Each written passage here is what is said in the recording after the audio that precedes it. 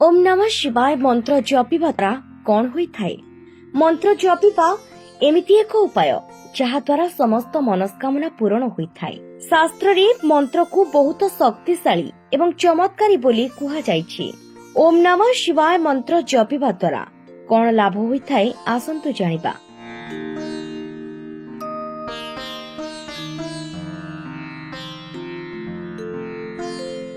ओम नमः शिवाय मंत्र को मंत्रंकर मंत्र अर्थात महामंत्र बोली कहा जाए।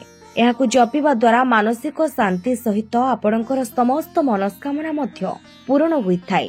प्रणव मंत्र ओम सहित पंचाक्षर नमः शिवाय एहार मिश्रण रे तयारी होइछि ओम नमः शिवाय। शिव पुराण रे कुहा जायछि एही मंत्रर वर्णना 100 कोटी वर्ष रे मध्य संभव हुए।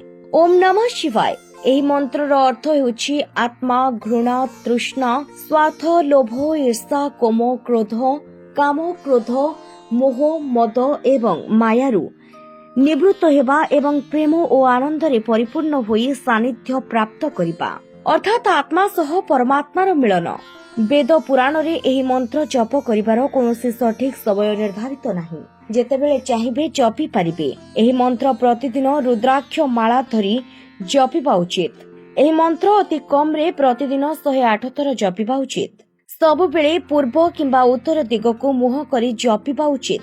जदि आपण कोनोसी पवित्र नदी कूल रे शिवलिंग स्थापन करी पूजा करिबे तेबे एहार फल सबुठारु अधिक मात्रा रे मिलिथाय। एहा छडा एही मंत्रर जप आपण शिवालय किंबा घरे मध्य करि पारिबे।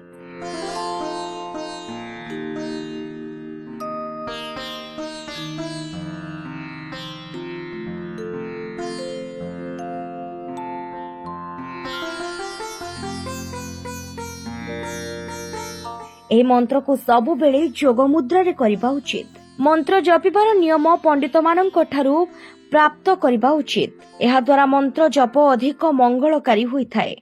देवालय किंबा घरे शांत परिवेश रे ओम नमः शिवाय जपिबा उचित। कोनोसी हिंदू मासर शुक्ल पक्षर पंचम दिनरु कृष्ण पक्षर 14 दिन जाए एही मंत्र जप करिबा उचित। एही समय रे खाइबा पीबा कथाबार्ता रे संयम रखिबा सहित माता पितांक प्रति सम्मान करिबा उचित। ए सबु कार्य द्वारा मंत्रर शक्ति वृद्धि हेबा सह मनस्कामना मध्य पूरा होइथाय। ओम नमः शिवाय मंत्र जपिबा द्वारा धन प्राप्त हुए, शत्रुंक उपरे विजय प्राप्त हुए, संतान प्राप्त पाई मध्य एही मंत्र जप होइथाय। एही मंत्र जपिबा द्वारा दुख कष्ट दूर होइथाय एवं महाकालंक असीम कृपा मिलिथाय। Bureau report office reporter.